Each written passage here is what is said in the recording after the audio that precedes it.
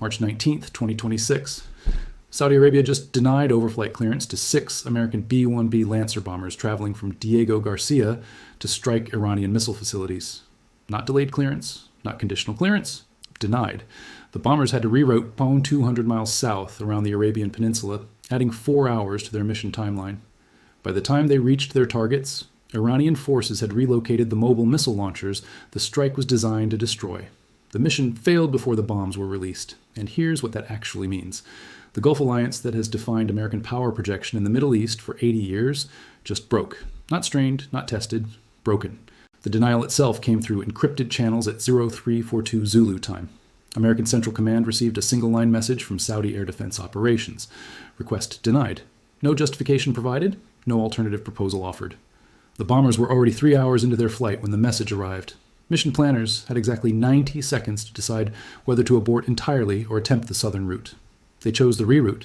That choice meant the mission was already compromised before it crossed into hostile airspace. Let me explain what overflight clearance is and why this matters. When American military aircraft need to transit from one theater to another, they don't just fly wherever they want. They request clearance from every country whose airspace they'll cross. Those requests go through diplomatic channels 24 to 48 hours before the planned flight. The host country reviews the request, checks it against their bilateral agreements, and either approves or denies. Saudi Arabia has approved every American military overflight request since 1991. Every single one. Over 30,000 missions across 3 decades. Combat aircraft heading to Afghanistan. Tankers supporting operations in Iraq. Reconnaissance planes monitoring Iran. Bombers striking ISIS targets in Syria. All of them flew through Saudi airspace because Saudi Arabia always said yes, until March 19th. 6 B-1B Lancer bombers carrying AGM-158 JASSM cruise missiles were tasked with striking Iranian mobile ballistic missile launchers in western Iran. The strike was retaliatory and time-sensitive. The launchers needed to be hit before they relocated. The mission required transit from Diego Garcia through Saudi airspace into Iraq, then missile launch at targets 200 miles inside Iran. Total flight time, 9 hours. Saudi Arabia was informed 36 hours in advance. The Saudi royal court said no. Not, we need more time to review. Not, we need additional assurances about the target set. No, the request is denied. American aircraft will not transit Saudi airspace for strikes against Iran. The bombers were already in flight when the denial came through. They had to abort the planned route and divert south. The new route took them around the entire Arabian Peninsula, down past Yemen, across the Gulf of Aden, north through the Arabian Sea, and then west into Iraqi airspace. More than 200 additional miles. 4 additional hours. 4 hours, during which Iranian intelligence tracked the bombers on radar, calculated their likely target set, and ordered the mobile launchers to relocate. By the time the JASSMs reached the target coordinates, the launchers were gone. The missiles hit empty positions. The mission accomplished nothing except proving that without Saudi cooperation, American strike capacity in the region just became exponentially more difficult. Let's talk about what this denial actually costs operationally. The direct route through Saudi airspace is 2,800 miles, approximately 5 hours flight time. The reroute added 5,200 miles in 4 hours. During those 4 hours, Iranian air defense networks prepared, mobile radars repositioned, S-300 batteries went to full alert, fighter aircraft scrambled. Every additional hour degrades the element of surprise. Fuel consumption increased by 40%, requiring 2 KC-135 tankers pulled from other missions. Target intelligence became stale. The satellite data was 6 hours old by weapons release. Mobile launchers relocate in 30 minutes. The Iranians had 6 hours. The operational effect of the Saudi denial was not that the mission failed to hit its targets. The effect was that the mission became so delayed and so telegraphed that the targets had time to disappear before the strike even happened. Now let me tell you why Saudi Arabia said no. Because this was not an impulsive decision. This was a calculated shift in strategic alignment that the Saudi leadership has been planning for weeks. And the reason is simple. Saudi Arabia concluded that America cannot protect Saudi oil infrastructure from Iranian missile attacks. That conclusion is based on hard math. Iran demonstrated the capability to launch over 300 missiles and drones simultaneously at targets across 6 countries. Saudi Arabia's oil infrastructure, the thing the entire Saudi economy depends on, consists of approximately 100 high-value targets spread across 500,000 square kilometers. Oil fields, refineries, pump stations, export terminals, storage facilities, pipelines. Each one is a soft target. Each one can be destroyed by a single missile hit. Saudi Arabia operates Patriot missile defense batteries purchased from the United States. Total number of batteries, 13. Each battery covers a radius of approximately 20 kilometers. To provide comprehensive coverage over all Saudi oil infrastructure would require over 200 batteries. Saudi Arabia has 13, The math does not work. The Saudis know it because they have already seen what happens when Iranian missiles target their oil facilities. September 2019. Iranian cruise missiles and drones struck the Abqaiq oil processing facility and Khurais oil field.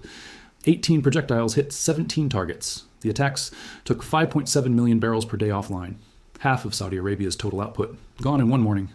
Repairs took 6 months. Saudi Arabia had Patriot batteries defending those facilities. The Patriots did not intercept a single projectile. That was 2019.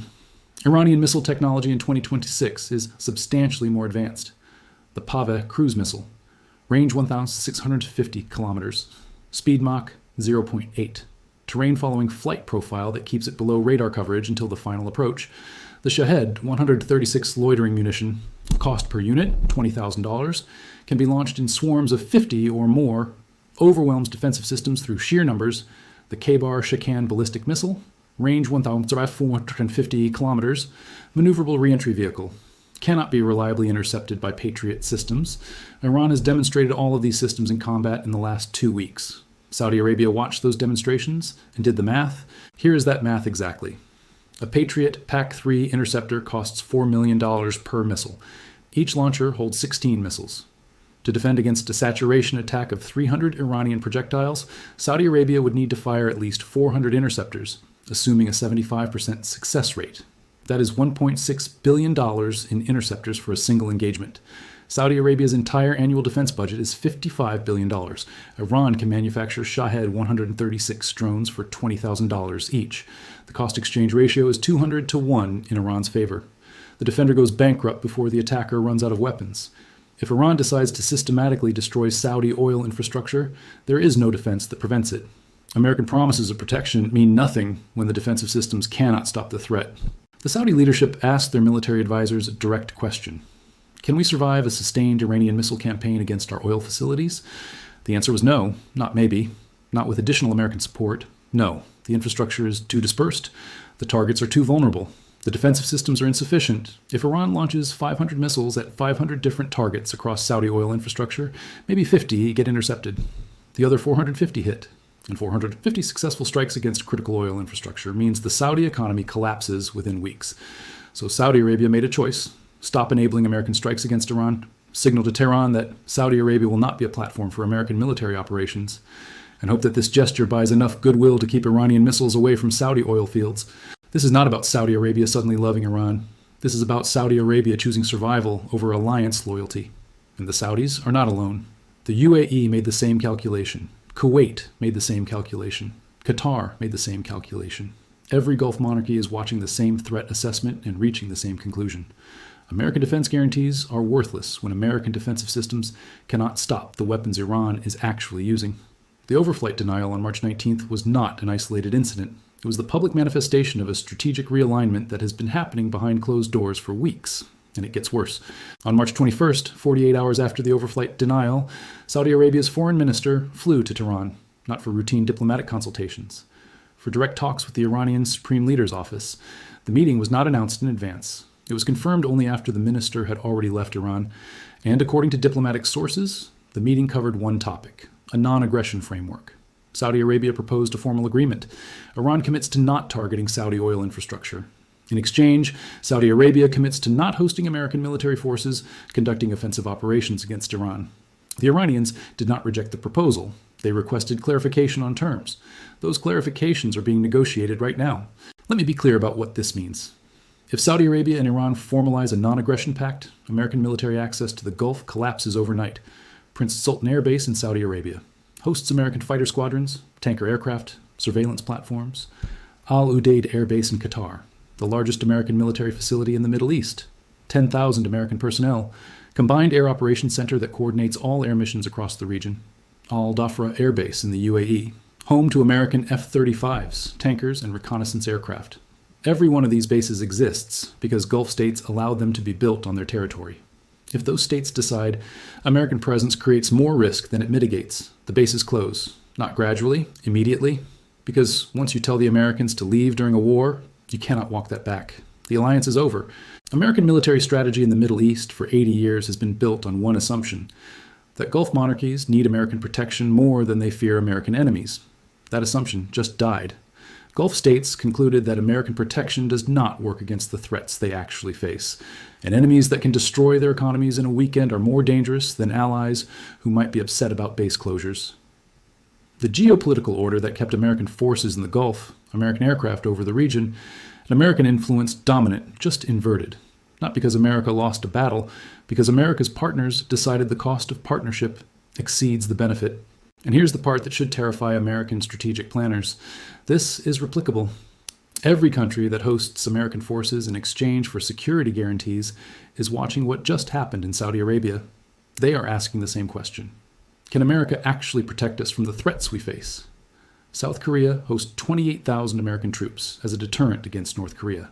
But North Korea now has hypersonic missiles that can hit Seoul in 4 minutes. Can American defenses stop those? Japan hosts American forces to counter China. But China operates the same S-400 systems that just made Israeli F-35s visible. Can American stealth still provide the advantage Japan is paying for? Poland hosts American troops as a deterrent against Russia. But if Russia can supply Iran with systems that neutralize American technology, what stops Russia from doing the same on NATO's eastern border? The overflight denial is not about Saudi Arabia. It is about the erosion of the foundational logic that justified American alliance structures globally. You host our forces. We guarantee your security. That deal only works when the guarantee is credible. When the guarantee fails in one theater, every partner in every theater starts recalculating, and the recalculation leads to the same place. Accommodation with regional powers that can actually hurt you is safer than alliance with a distant power that cannot actually protect you.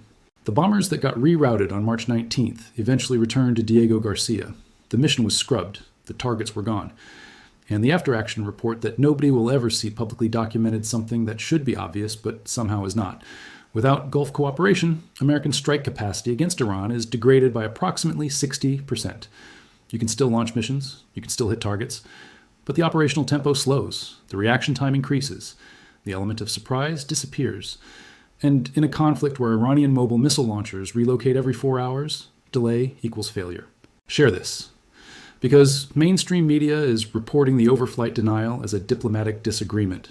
They are not showing you the strategic realignment it represents. They are telling you this is about Saudi concerns over escalation.